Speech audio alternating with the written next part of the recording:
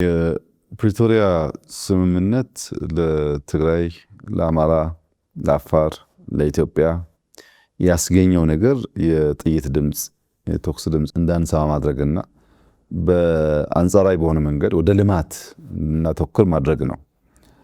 ከጦርነቱ በኋላ የሰራናቸው ልማት ስራዎች ቅድም በከፊል ያነሳሁት ጉዳይ ነውና የጥይት ድምፅ እንዳንሰማና ወደ ልማት እንድናተኩር ማድረጋችን በምንም መስፈርት አማራን ሊጎዳ አይችልም። አማራ የሚጠቅም ነው።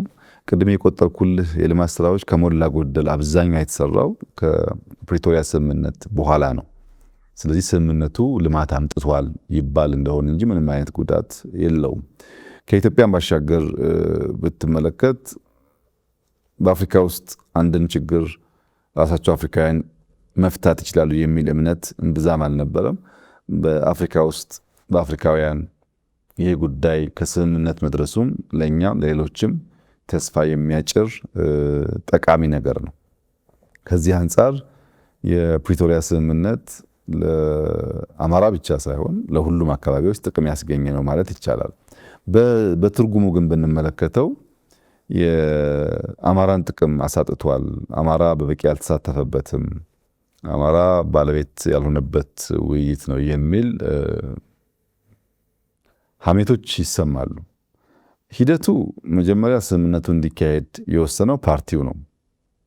ፓርቲው በሚወስንበት ሰዓት ቅድም እንዳነሳውልህ በፓርቲ ውስጥ በኩል በሚገባን ልክ የመሳተፍ እድሉ የሰፋበት ስለሆነ የአማራ ክልል የውሳኔ አሻራ አለበት ማለት ነው። ልክ እንደ ሌሎች ክልሎች በዛ ውይይት ውስጥ የነበሩ አመራሮች ስምምነቱ እንዴት እንደሚመራ፣ መቼ እንደሚመራ፣ ለምን እንደሚመራ ተወያይተው ነው የወሰኑት። በኋላ ወደ መንግስት ሲመጣም ስምምነቱን በላይነት የመሩት ምክትል ጠቅላይ ሚኒስትሩ ነበሩ። አጋጣሚ በድርድሩን ብትወስድ ከነ ዶክተር ጌዲዮን ከአቶ ሬድዋን በተጨማሪ አቶ ጌታቸው ጀንበር ነበሩበት። አቶ ጌታቸው ጀንበር በዚያን ጊዜ የአማራ ክልል ምክትል ፕሬዝዳንት ነበሩ። ከአፋርም እና አምባሳደር ሐሰን ነበሩበት። አጋጣሚ ስብጥሩ ሁሉም አካባቢ ከሞላ ጎደል የሚነካካ ነው። የአማራን ጥቅም በሚጎዳ መንገድ የሚደረግ ስምምነት በእነዚህ ሰዎች ይፈጸማል ተብሎ ማመን አስቸጋሪ ነው። አሁንም ስምምነቱ ብዙ 9 ፔጅ ገደማ ነው። ማንም ሰው ሊያነበው ይችላል። በየትኛውም መስፈርት የአማራን ጥቅም ሊጎዳ የሚችል እስታይ በውስጡ የለም።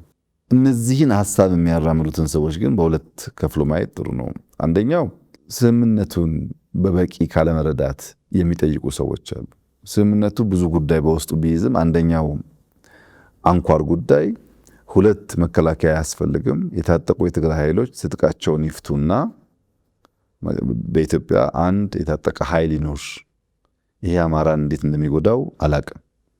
ሁለተኛ በትግራይ የተደረገው የጨበራ ምርጫ፣ የእድር ምርጫ ህገ መንግስት ያልተከተለ ምርጫ ሊባል የማይችል ስለሆነ ያ ቀርቶ የትራንዚሽናል ገቨርንመንት እስከ ምርጫ ጊዜ ክልሉን የሚመራ ኃይል ይቋቋም የሚል ነው። ይሄ በስ በኩል ህግ መከበሩ አማራን እንደሚጎዳ አላቅም።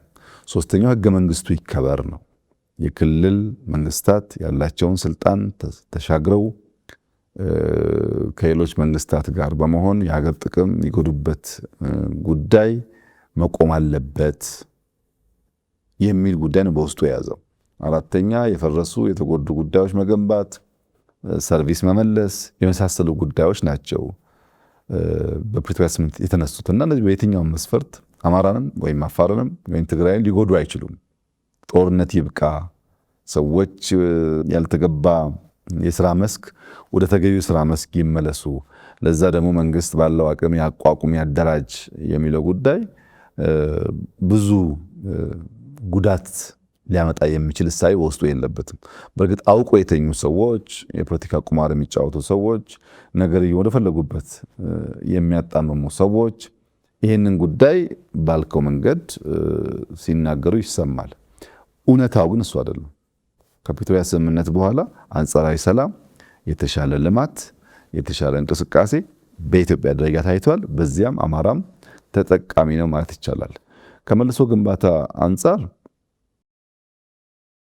ወደ 408 ገደማ ፕሮጀክቶች 14 ቢሊዮን ብር ገደማ ወጥቶባቸው አማራ ክልል በመልሶ ግንባታ ተከናውነዋል።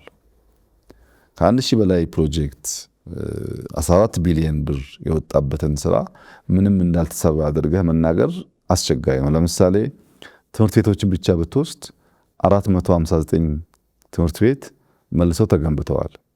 210 ጤና ተቋማት መልሰው ተገንብተዋል። 358 የውሃ ተቋማት ተገንብተዋል። በዛ ሂደት ውስጥ ጉዳት የደረሰባቸው በተለያየ ደረጃ ማለት ነው። 15 ገደማ ከፍተኛ የኃይል ማከፋፈያ ጣቢያዎች ሰብስቴሽንስ የተጎዱ ነበሩ፣ ተጠግነዋል። የቴሌኮም ታወሮች፣ የፋይበር ኦፕቲክስ መስመሮች የተጎዱ ነበሩ።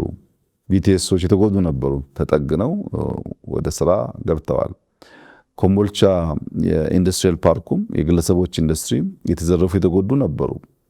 እነሱ መልሰው ስራ እንዲጀምሩ ተደርጓል። የተዘረፉ ባንኮች ነበሩ። ባንኮች የተዘረፈው እኮ የግለሰቦች ሀብት ነው። ያንን እኮ መንግስት ተክቶ ነው። በኮምቦልቻ አካባቢ ብቻ ከ4 ቢሊዮን ብር በላይ ተዘርፈዋል ከባንክ። ባንኮች መልሰው ገንዘባቸውን አግኝተው ስራ እንዲቀጥል ተደርጓል። ተፈናቃዮች ወደ መኖሪያ ቀያቸው ለመመለስ ከፍተኛ ስራ ተሰርተዋል።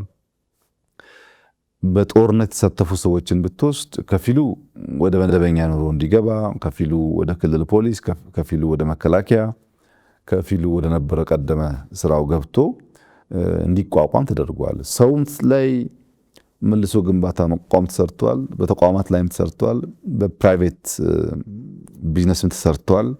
በጣም ሰፋፊ ስራዎች ተሰርተዋል እና መልሶ ማቋቋም በሚመለከት መንግስት ይሆነኝ ብሎ በጀት መድቦ ሰው መድቦ ትላልቅ ስራ የሰራባቸው ሁኔታዎች ስላሉ ክሱ በትክክለኛ እውቀት እና መረጃ ላይ የተንተራሰ ነው ብሎ መውሰድ ያስቸግራል።